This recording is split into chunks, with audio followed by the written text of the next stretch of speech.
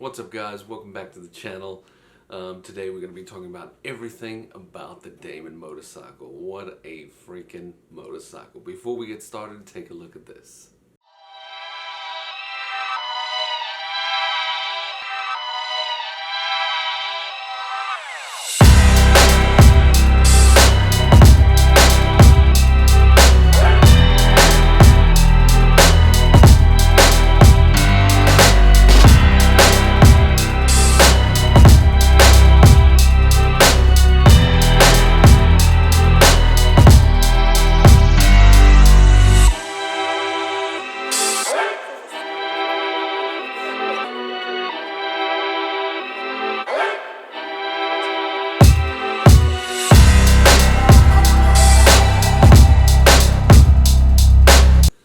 Oh man, after that you might as well just take my money. I mean, I'm just saying. So there are a couple things that I really like about what I've read about it, and then there are a couple things that aren't mentioned are a little bit concerning, so I figured we'd get into that a little bit. So the first thing is if you go to the website, there's a lot of information about the options and what it comes with, and then the two models. So that is very, very cool. It's good to see that they actually have something up to give a little bit of information, and then they do say that the bike is going to be ready in 2021 if you pre-order. And obviously, the statement on the pre-order is it's $100 fully refundable, and then you reserve at this price. So what that tells me is that the price could go up if you don't reserve it. So that's possibly something there. But looking through the website, there's a lot of things that are pretty freaking awesome. So the other thing is they do have two models. One is the Premier, which is $40,000. It's pretty expensive. And then the other one is just the HS, which is Hypersport, I think it is. So that is $25,000. So pretty cool. Looking through the site, the couple things that also interest me, besides obviously the models and then the colors, the other thing that really did interest me was the co-pilot system. It's supposed to, I guess, detect things that possibly could happen, which, we'll see how that pans out. But the other thing is what they're calling is the shift, which that blows my mind. Is you can go from sort of obviously the sport riding position, you can go to like sort of a cruiser. So if you've got a long trip, you can turn it into a cruiser, which what really piqued my mind about that is how are they allowing the triple to move, and then the suspension, like what is the suspension doing to adjust for that? But it does move the rear sets, it does move the suspension, it does move the visor up, so the wind is pushed over your head, and then the last thing is it does move the seat. So that's going to be very, very interesting. So the last thing that I thought was really cool was the backup camera. I would ride all my motorcycles without mirrors if I had backup cameras, but I just can't be it. I can't do it. I have to be able to see, because I just don't want to get smashed between two cars, and the backup camera obviously takes care of that. So that's another freaking awesome thing. Those are the three things that I think are pretty dang cool. And of course, going into the colors, which was another thing which I thought was absolutely cool, just to see the different colors that people have already pre-ordered.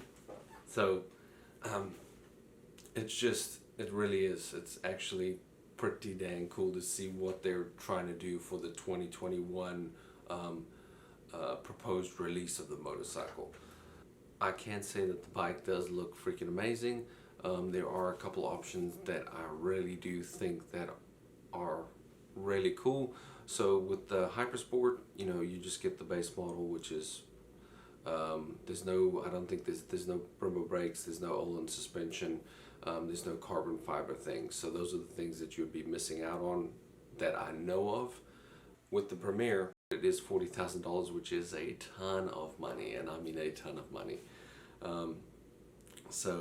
The cool thing is I have seen pictures. Now obviously there's going to be options which will probably bump your price up immensely, but I have seen pictures that the Premier has carbon fiber rims. It does say it comes with Brembo brakes, Olin suspension, and then a carbon fiber swing arm, which is freaking awesome. The other things that I have seen, which I did mention on the carbon fiber rims, but the other things I did see were carbon ceramic brakes, which would be freaking amazing. But other than that, it would be cool if what they say on the website actually comes to fruition, which is 200 miles an hour, 200 horsepower, and 200-mile range, which would be freaking cool. And obviously that's city range. So if you're, going full ball, it's going to be way less, obviously. But those are pretty much the cool things. The one thing that I do like is that I did hear about the company is that they're the next they are the Tesla of motorcycles.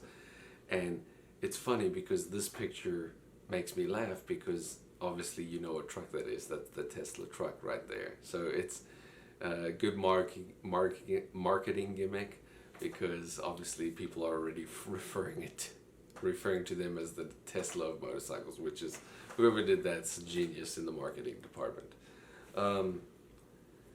A couple things that really worry me that haven't been mentioned. Obviously with 200 miles an hour and 200 horsepower, you're gonna have to probably have some kind of traction control, I would think. ABS, I really hope they don't do ABS, because ABS is just a waste of time, unless you're gonna ride in the snow and the rain every year. So that's pretty much what I think about that. But the other thing that worries me is who's going to be maintaining these, where are you going to go to get these serviced, things like that. That is worrisome because it's a lot of money to get into dealerships and become a part of things. So that would be one thing that would concern me. The specs not coming out the way they are, and then who services these things and where do you get parts from. But that's pretty much it. Other than that, I'm super impressed. That it really is probably the nicest looking electric motorcycle I've ever seen, besides obviously some of the race ones that look good, but just very, very interesting. I figured I would get your guys' thoughts on what you thought about having a electric motorcycle, because I've never thought about anyone, and electric's not really going to be a massive thing in my lifetime. So, I mean, I would just think that it would be awesome to test ride this thing around the track and actually see what it can do. It would be pretty cool. So, make sure that leave me some comments. Let me know what you guys think about the motorcycle, and would you ever consider owning one? I mean, this is the first one that I've actually seen that I'd be like, let's make it happen. Pretty dang cool. But that's it. So I've got an extra little video for you at the end, which shows you everything. So take a look at this, and I'll see you guys next time. Later.